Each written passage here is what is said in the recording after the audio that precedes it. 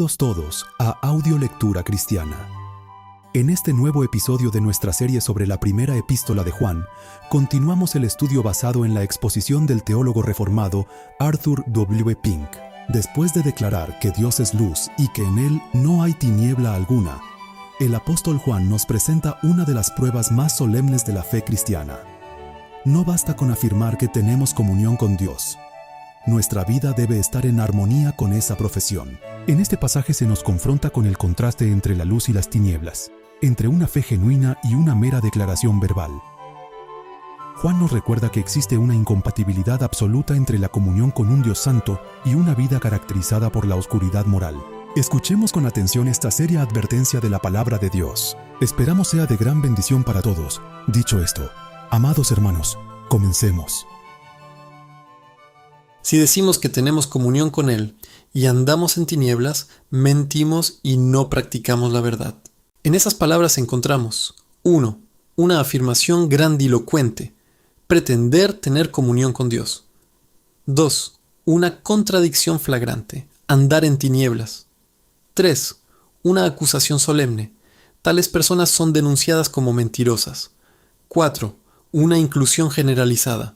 El nosotros abarca a los apóstoles mismos. Si les quedaba bien, también debían llevar el sombrero. La conexión entre este versículo y el inmediatamente anterior se puede percibir fácilmente. Este es, pues, el mensaje que hemos oído de Él y que os anunciamos. Dios es luz y en Él no hay tinieblas en absoluto.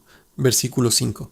Juan escribía sobre la comunión y tras describir el carácter de aquel con quien se tiene esa comunión, aplica su mensaje a dos clases radicalmente diferentes, que juntas conforman lo que se conoce como la cristiandad o el reino de los cielos en las parábolas de Mateo 13 y 25, set 1-10, que incluye tanto la cizaña como el trigo, tanto los peces malos como los buenos, y tanto las vírgenes insensatas como las prudentes.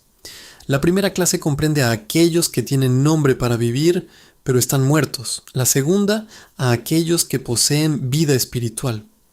Más específicamente, la relación del versículo 6 con el versículo 5 es que aquí vemos la luz discerniendo y exponiendo lo contrario. Puesto que en Dios no hay tinieblas, la verdadera piedad se distingue de la falsa por caminar en la luz.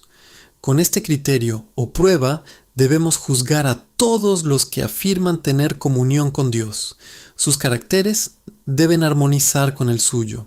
En el versículo 6, Juan no se refería a los no regenerados como tales, sino a los que profesaban la fe sin renovación y se jactaban de tener comunión con el Dios Trino.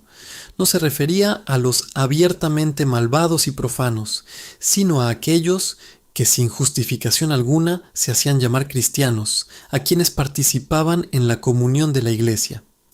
En su época, como ahora, en las congregaciones cristianas había quienes habían nacido de Dios y quienes no. Esto se evidencia en los mencionados en 2:19. Salieron de entre nosotros, pero no eran de los nuestros, originalmente miembros, luego apóstatas. Judas se refiere a ciertos hombres que se infiltraron sigilosamente, impíos que convertían la gracia de nuestro Dios en libertinaje. Versículo 4. Por lo tanto, existía una necesidad real y apremiante de que la profesión de palabra se pusiera a prueba con el carácter de la vida diaria. Esto se hace aquí al complementar inmediatamente la declaración del versículo 5 con una solemne advertencia contra el autoengaño, insistiendo en que la comunión con Dios debe medirse por la conformidad con Él en santidad y justicia. Hasta donde podemos discernir, el propósito del apóstol en las palabras que tenemos ante nosotros era al menos triple. Primero, animar a los santos y evitar que cayeran en la negligencia. El apóstol les advierte sobre la necesidad de vigilar sus corazones y ser prudentes y estrictos en su conducta, evitando todo aquello que los indujera al pecado, ya que esto interrumpiría su comunión con el Padre Celestial. Como declaró el salmista, si en mi corazón albergara iniquidad, Jehová no me escucharía. Salmo 66:18. Cuando albergo lo malo, el santo no tolerará mi pecado. Si escuchas al diablo, Dios no te escuchará. Spurgeon. Segundo, convencer y desengañar a los engañados, para que los ignorantes y extraviados descubrieran su peligroso estado y clamaran a Dios pidiendo una verdadera obra de gracia en ellos. En tercer lugar, desenmascarar a los hipócritas y de ese modo evitar que los hijos de Dios sean engañados por aquellos que no tienen nada en común con ellos y separarse de todos esos falsos impostores. Para comprender mejor este versículo, no solo debemos prestar atención al contexto, sino también tener muy presente el estilo particular de Juan. Hicimos una breve referencia a esto en el capítulo introductorio, al destacar el carácter abstracto y absoluto de muchas de sus afirmaciones. Así, en 1.3 declaró: nuestra comunión es verdaderamente con el Padre, no debería ser, sin hacer caso de lo que la obstaculiza y la rompe. Lo mismo ocurre aquí. Habla de lo que caracteriza a una persona, no de algo excepcional. No hay nadie en la tierra que disfrute de una comunión ininterrumpida y plena con Dios. Solo uno podría decir: siempre tengo presente al Señor. Salmo 16:8. De igual modo, nunca ha habido un santo que haya caminado ininterrumpidamente en la luz, que nunca se haya desviado de los caminos de la justicia. Nadie, excepto Cristo, podría afirmar: siempre hago lo que le agrada. Juan 8:29. Solo Él practicó lo que predicaba y ejemplificó perfectamente lo que enseñaba. De ahí el énfasis único de poderoso en obras y palabras delante de Dios y de todo el pueblo. Lucas 24:19. Y todo lo que Jesús comenzó a hacer y a enseñar. Hechos. Si decimos que tenemos comunión con Él. Aquí se supone una declaración grandilocuente. Si decimos es una forma común de hablar en las Escrituras para expresar una afirmación o profesión definida, como en pero ahora decís, vemos. Juan 9:41. ¿De qué sirve, hermanos míos, que alguien diga que tiene fe si no tiene obras? Santiago 2:14. El que dice yo le conozco y no guarda sus mandamientos es un mentiroso. Primera de Juan 2:4. Donde en cada caso, como aquí, la declaración se demuestra que es una vana jactancia. Es una simple afirmación sin ninguna realidad correspondiente. Hay una diferencia radical entre profesión y posesión. Tener comunión con Dios presupone la regeneración y la reconciliación con Él. Afirmar que tenemos comunión con Dios equivale a declarar que somos sus hijos, partícipes de la naturaleza divina, liberados de este mundo malvado y pertenecientes a aquel cuyo deseo y determinación es agradarle y glorificarle. Tener comunión con Dios significa que nuestros afectos están puestos en las cosas de arriba, que nos regocijamos en la luz de su rostro. Si decimos que tenemos comunión con Él y andamos en tinieblas, mentimos. Obviamente la primera tarea del intérprete aquí es dar una definición o explicación correcta de lo que significa andar en tinieblas. Y por extraño que parezca, herético para algunos, no es necesariamente lo mismo que en las Escrituras.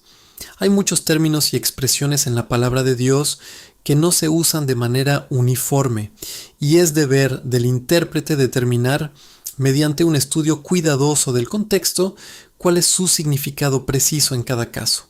Así, en Isaías 50:10 se encuentran las palabras anda en tinieblas, pero su significado allí es muy diferente al de nuestro texto actual y se refieren a personajes muy diversos. Examinemos, pues, con atención su lenguaje. En las Escrituras, el andar de un hombre no se refiere a un acto individual, ni siquiera a un hábito, sino más bien al tenor general de su comportamiento. El camino habitual que sigue. Caminar es un acto voluntario. Proverbios 2:13, una acción continua. Isaías 65:2 y progresiva. Segunda de Timoteo 3:13. El caminar de una persona revela el estado de su corazón, siendo una expresión práctica de su ser.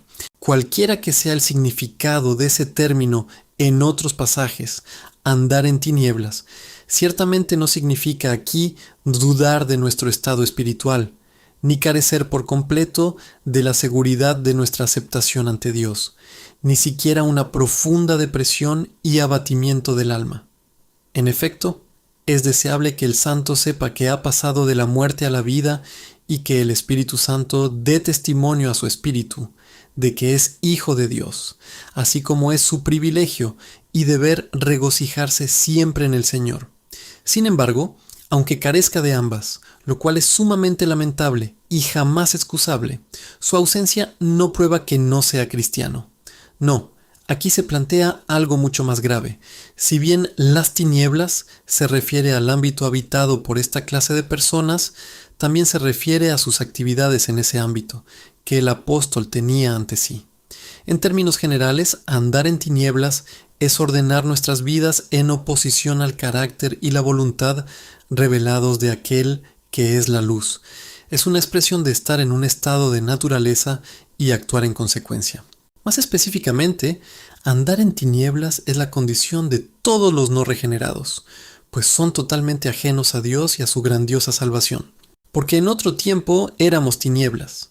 Efesios 5:8 describe nuestro estado de temor por naturaleza. Por su caída, el hombre fue privado del favor de Dios, del Espíritu de Dios, de la imagen de Dios en su alma, y las tinieblas se convirtieron en su elemento.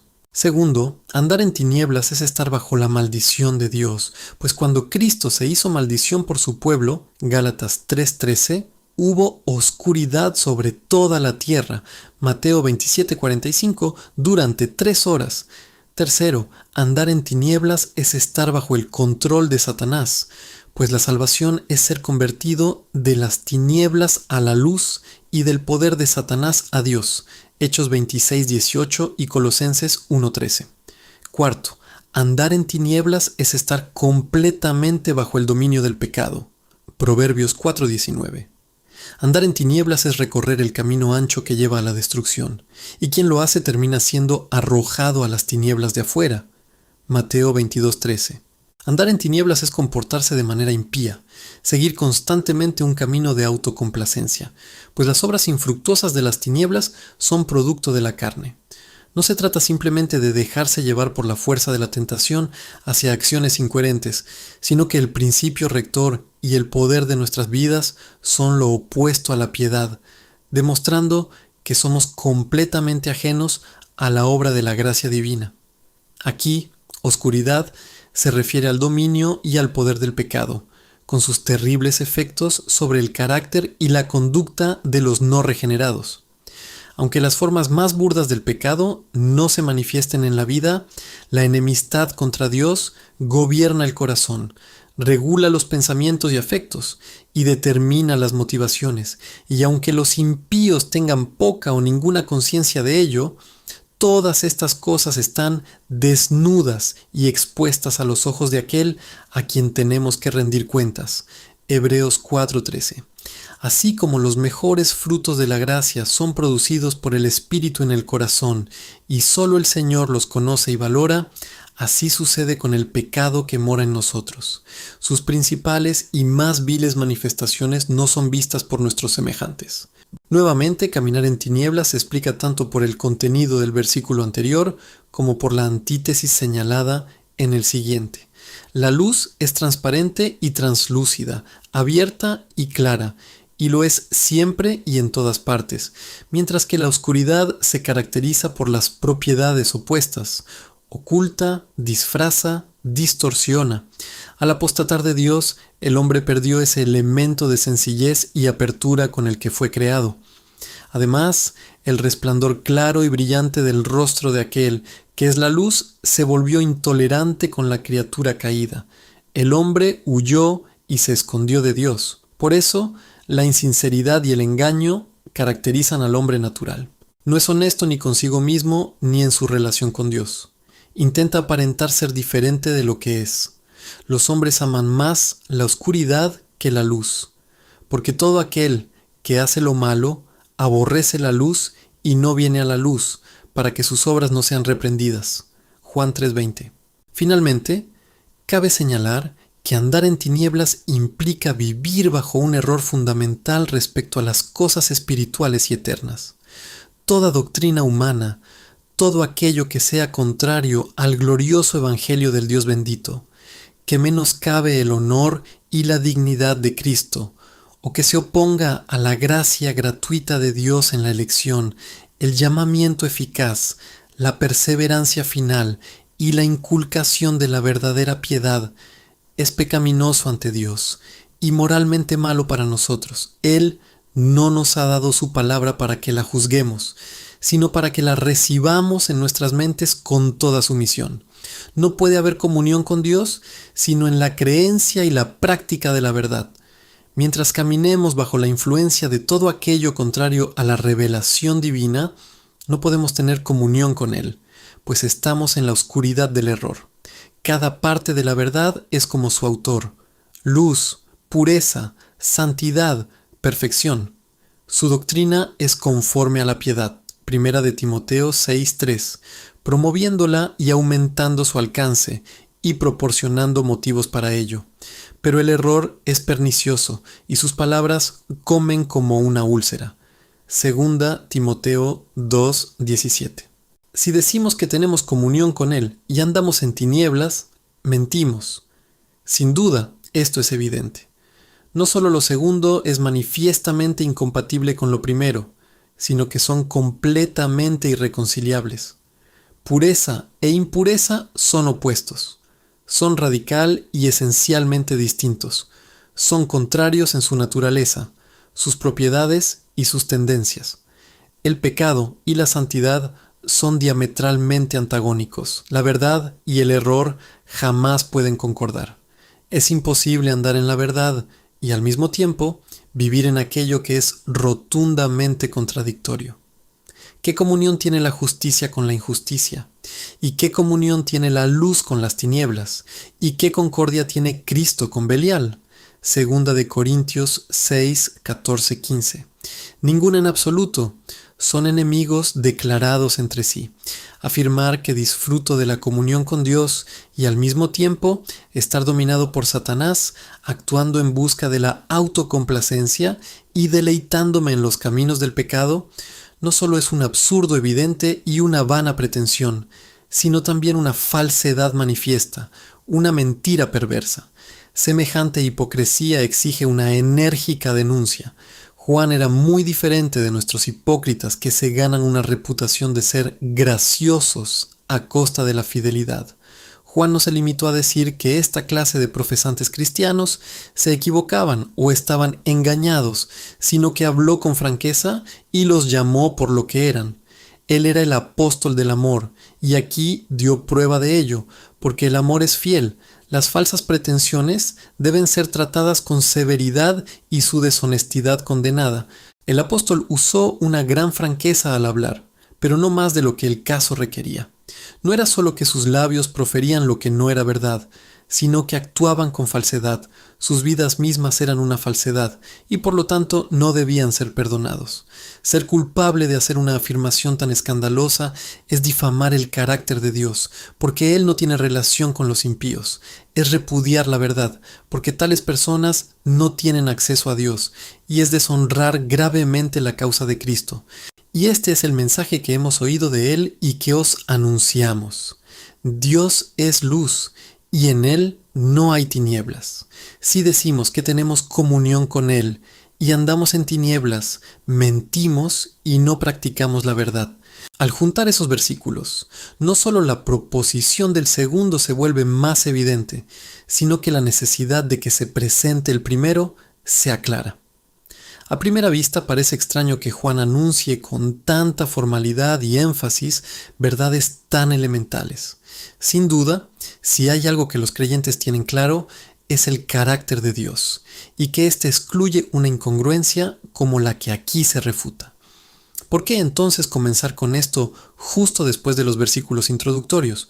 Porque uno de los principales propósitos de esta epístola es poner a prueba la profesión cristiana. Porque hubo y ha habido desde entonces muchos en la cristiandad que encajaban en la descripción del versículo 6.